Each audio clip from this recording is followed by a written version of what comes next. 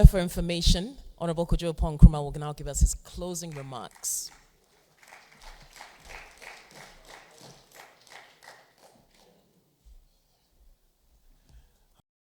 First, I think it's important to give ourselves a big round of applause for what we've achieved here today.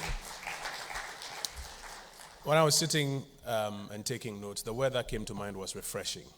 That, my gosh, this is refreshing. It's refreshing to have captains of industry, policymakers, and regulators in one room having a no-holds-barred conversation in which the policymakers are reflecting the direction that they want to go. The operators are giving feedback on the challenges that they are having, and a conversation in which you can see a real commitment to getting some resolution around the table.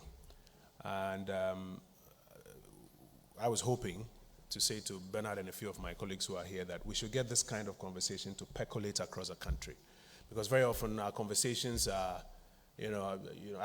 I blame you and you blame me, and I blame you and you blame me, and we end up with the same problem. So I think it's refreshing, and we should look to ways to get the broader country to carry this conversation to the next level. Number two, I think that a number of critical issues and recommendations have been made. In particular, the point about regulation are a big deal.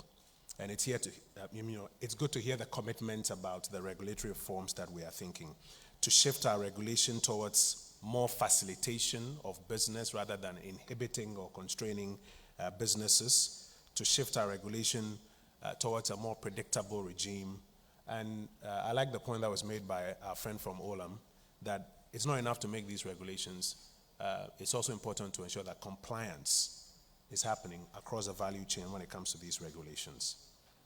A second major set of points deals with the question of stability, and I think everybody here has been talking about stability. First, it's great that stability is returning, but we want to see that that stability is not a blip on the radar. It remains, and it extends to the other KPIs like inflation, etc., as was discussed here. And then there's been a lot of talk about the fiscal regime. And if you listen to the various conversations, both from the policymakers and the operators, I think the word is balance. Looking for balance within the fiscal regime. I think one of the most important themes that we'll go home with today is the theme of collaboration and partnership. And it starts with the open arms with which, may I say, the government side has come to this conversation that can we collaborate? Can we do some more? Because one side can't do it on its own. I was having a conversation with a few colleagues, and I was saying when the finance minister says the economy will grow by X next year, it doesn't mean he's going to grow the economy. He's working with other colleagues to create a framework, but it's the private sector that will do the real work for that growth to be occasioned, and that requires collaboration. And this collaboration and partnership requires us to listen some more, and in particular to promote where we have the big stock of our businesses. That's in the SME arena.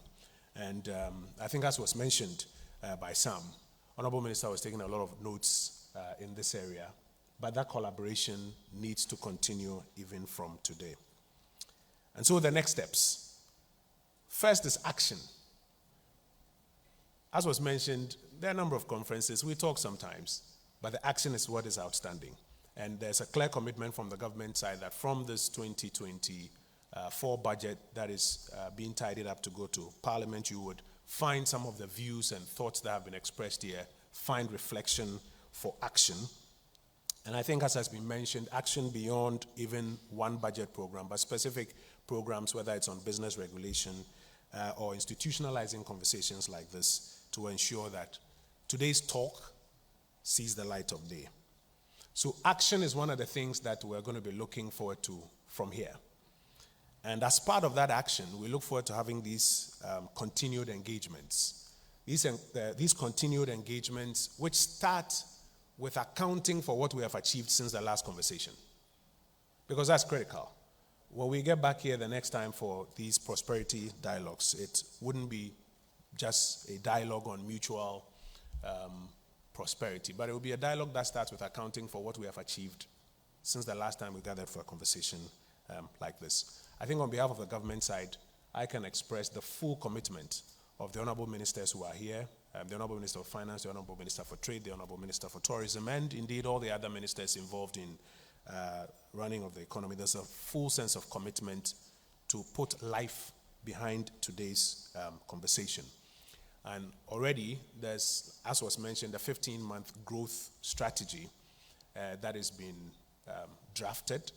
And I think your inputs, as have been mentioned, will go to form a key part of that. So for our side, we are grateful, and we look forward to some action and the opportunity to account for what has been achieved since today's engagement. I thank you, and I wish you all the best.